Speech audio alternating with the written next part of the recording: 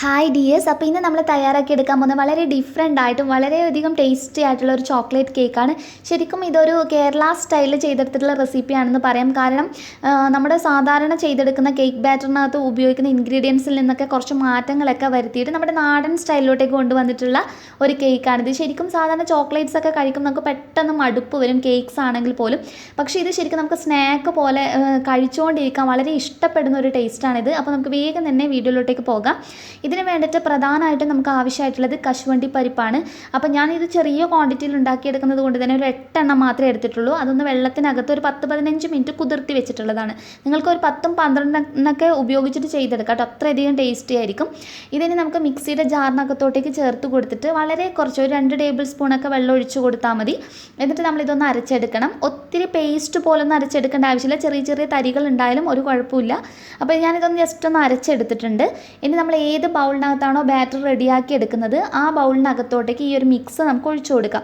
അതിനുശേഷം ഇതേ മിക്സിയുടെ ജാറിനകത്തോട്ടേക്ക് ഒരു 1/2 കപ്പിനടുത്ത് വെള്ളം ഒഴിച്ചിട്ട് ഒന്ന് ജസ്റ്റ് ചുറ്റിച്ച് കൊടുത്തിട്ട് ആ വെള്ളം കൂടി ഇതിനകത്തോട്ടേക്ക് ഒഴിച്ചു കൊടുക്കാം. അപ്പോൾ ഒരു കപ്പ് എന്ന് പറയുന്നത് 240 ml കപ്പാണ് കേട്ടോ. 1/2 കപ്പാണ് ഞാനിപ്പം ജസ്റ്റ് വെള്ളം ഒഴിച്ച് കൊടുത്തിട്ടുള്ളത്. അതിനുശേഷം നമ്മൾ ഇതിനകത്തോട്ടേക്ക് മധുരത്തിന് ചേർത്ത് കൊടുക്കുന്നത് ശർക്കരയാണ്. അപ്പോൾ ശർക്കര ഞാൻ ജസ്റ്റ് ഒന്ന് കുത്തി പൊടിച്ചതിന് ശേഷം ഒരു 1/2 കപ്പ് ശർക്കരയാണ് എടുത്തിട്ടുള്ളത്. ഇത് മധുരം ഞാൻ കുറച്ച് കുറവായിട്ടാണ് ചെയ്യുന്നത്, കാരണം ചോക്ലേറ്റ് ഉപയോഗിക്കുന്നത് കൊണ്ട് തന്നെ. അത് നിങ്ങൾ ചോക്ലേറ്റ് ഉപയോഗിക്കുന്നില്ല എന്നാണെങ്കിൽ നിങ്ങൾക്ക് 1/4 കപ്പ് വരെ ശർക്കര ഉപയോഗിക്കാവുന്നതാണ്. ശർക്കരയാണ് കേട്ടോ ഇതിന് ഏറ്റവും ടേസ്റ്റ് കൊടുക്കുന്നത്. അപ്പോൾ മാക്സിമം ശർക്കര ഉപയോഗിച്ച് തന്നെ ചെയ്യാൻ നോക്കുക. അതല്ലെങ്കിൽ ബ്രൗൺ ഷുഗർ വേണമെങ്കിൽ യൂസ് ചെയ്യാവുന്നതാണ്. വാനില എസൻസ് നിർബന്ധമില്ല, വേണമെന്നുണ്ടെങ്കിൽ മാത്രം ഒരു ഇത്തിരി ചേർത്ത് കൊടുക്കാവുന്നതാണ്. ഒന്നുകിൽ നിങ്ങൾക്കിത് ജസ്റ്റ് മിക്സിയിലിട്ടിട്ട് ഒന്ന് അടിച്ചെടുക്കുകയാണെങ്കിൽ കുറച്ചുകൂടി എളുപ്പമായിരിക്കും, കാരണം ഈ ശർക്കരയുടെയൊക്കെ ഒരു തരികൾ പെട്ടെന്ന് പൊടിഞ്ഞു കിട്ടും. അപ്പോൾ ശർക്കര കല്ലൊന്നും ഇല്ലാത്തതായതുകൊണ്ടാണ് ഞാൻ ഡയറക്റ്റ് ചേർത്ത് കൊടുത്തിട്ടുള്ളത്. അപ്പോൾ നിങ്ങൾ ഉപയോഗിക്കുന്ന ശർക്കരയിൽ കല്ലുള്ളതൊക്കെയാണ് നിങ്ങൾക്ക് അറിയുന്നുണ്ടാവുമല്ലോ. അപ്പോൾ അങ്ങനെയാണെങ്കിൽ ജസ്റ്റ് ശർക്കര പാനിയായിട്ട് ചേർത്ത് കൊടുത്താൽ മതി. ഇതിപ്പോൾ ഞാൻ നന്നായിട്ടൊന്ന് മിക്സ് ചെയ്ത് യോജിപ്പിച്ചെടുത്തിട്ടുണ്ട്. ഇത് നല്ലതുപോലെ യോജിപ്പിച്ചെടുത്തതിന് ശേഷം പിന്നെ നമ്മൾ ഇതിനകത്തോട്ടേക്ക് ചേർത്ത് കൊടുക്കേണ്ടതെന്ന് പറയുന്നത്, നമ്മൾ സാധാരണ കേക്കിനകത്ത് ഉപയോഗിക്കുന്നത് പോലെ വെജിറ്റബിൾ ഓയിലല്ല ചേർത്ത് കൊടുക്കുന്നത്, വെളിച്ചെണ്ണയാണ് ഞാൻ ഒഴിച്ചു കൊടുക്കുന്നത്. 2 ടേബിൾ സ്പൂണാണ് കേട്ടോ. അപ്പോൾ ഈ ഒരു കേക്കിനകത്ത് ശർക്കരയും വെളിച്ചെണ്ണയൊക്കെ വെച്ച് ഒരു നാടൻ സ്റ്റൈലിലാണ് ചെയ്തെടുക്കുന്നത്. അപ്പോൾ നിങ്ങൾക്ക് ഇത് വെളിച്ചെണ്ണയുടെ ടേസ്റ്റ് കൂടുതലായിട്ട് മുന്നിട്ട് നിൽക്കുമോ, അതിൻ്റെ ഒരു ടേസ്റ്റ് കുത്തലോ അങ്ങനെ ഒന്നും തന്നെ ഒരു കേക്കിനില്ല. നിങ്ങൾക്കിനി ഒട്ടും താല്പര്യം ഇല്ലയെന്നാണെങ്കിൽ മാത്രം വെജിറ്റബിൾ ഓയിൽ ഉപയോഗിച്ചാൽ മതി. 2 ടേബിൾ സ്പൂണേ നമ്മൾ ചേർത്തിട്ടുള്ളൂ.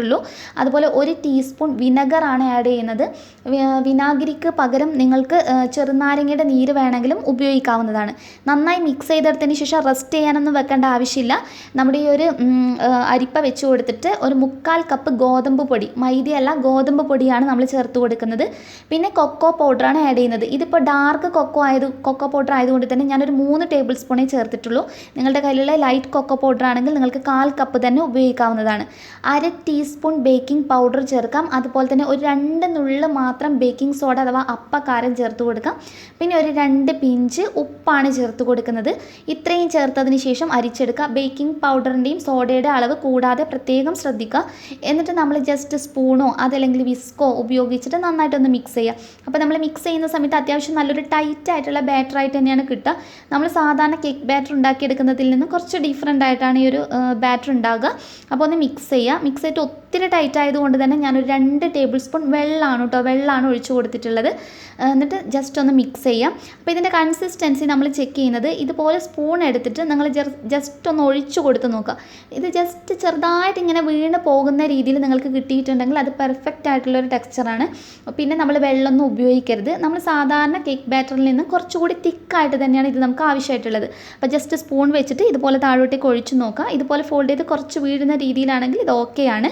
ഇനി നമ്മളിത് തയ്യാറാക്കി എടുക്കുന്നതിനായിട്ട് ഞാനിപ്പോൾ ഉണ്ണിയപ്പ ചട്ടിയാണ് കേട്ടോ ഉപയോഗിക്കുന്നത്. ഇതൊരു നോൺ സ്റ്റിക്കിൻ്റെ ഉണ്ണിയപ്പ ചട്ടിയാണ്. അപ്പോൾ ഇത് തന്നെ വളരെ ചെറിയൊരു ചട്ടിയാണ് കേട്ടോ. അപ്പോൾ നിങ്ങളുടെ നല്ല കുഴിയൊക്കെ ഉള്ളതാണെങ്കിൽ ഒന്നുകൂടി നല്ലതായിരിക്കും. നമ്മൾ സാധാരണ കാര്യം ഉപയോഗിച്ച് ചെയ്യുകയാണെങ്കിൽ ഒന്നുകൂടി നല്ലതായിരിക്കും. ഇതിപ്പോൾ നമ്മൾ സ്റ്റൗവിനകത്ത് ചെയ്യുമ്പോഴൊക്കെ കുറച്ച് ബുദ്ധിമുട്ടാണ് കാര വെച്ച് ചെയ്യുന്ന സമയത്ത്. അപ്പോൾ ഒരു ഇത്തിരി വെളിച്ചെണ്ണയാണ് കേട്ടോ. വെളിച്ചെണ്ണ തന്നെയാണ് ഞാൻ ഗ്രീസ് ചെയ്തെടുക്കുന്നത്. അപ്പോൾ വെളിച്ചെണ്ണയുടെ അളവ് ഒരിക്കലും കൂടുതൽ ഉപയോഗിക്കരുത്.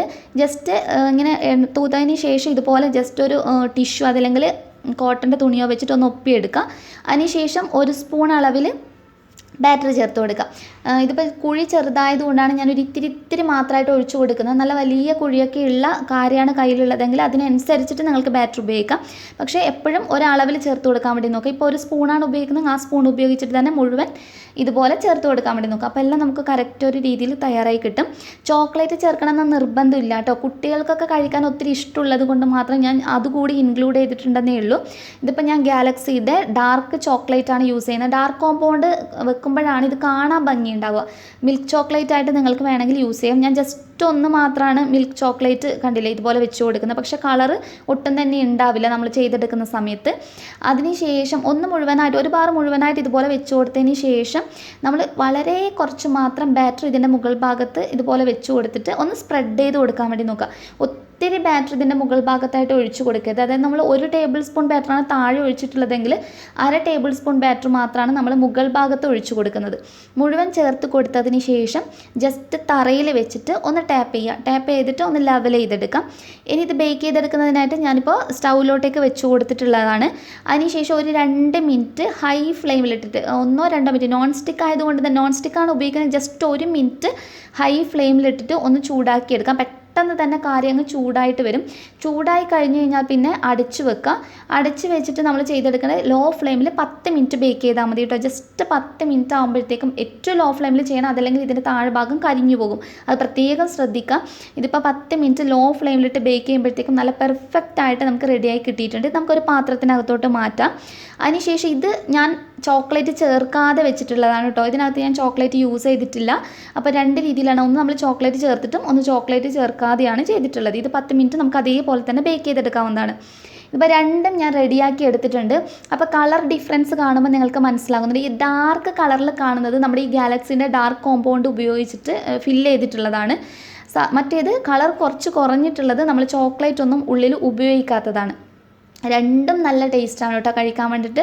ചോക്ലേറ്റ് ചേർത്താലും നല്ല ടേസ്റ്റാണ്, ചോക്ലേറ്റ് ഇല്ലെങ്കിൽ പോലും ആ കൊക്കോ പൗഡറിൻ്റെയൊക്കെ ടേസ്റ്റായിട്ട് നമ്മുടെ ഈ ശർക്കരയൊക്കെ വെച്ച് ചെയ്തത് കൊണ്ട് തന്നെ ഒരു പ്രത്യേക ടേസ്റ്റാണ്. മുന്നേ നമ്മളൊരു ബിബിക്കൻ പോൾ കേക്ക് ചെയ്തിട്ടുണ്ടായിരുന്നു, നല്ല റെസ്പോൺസ് കിട്ടിയിട്ടുണ്ടായിരുന്ന ഒരു വീഡിയോ ആയിരുന്നു.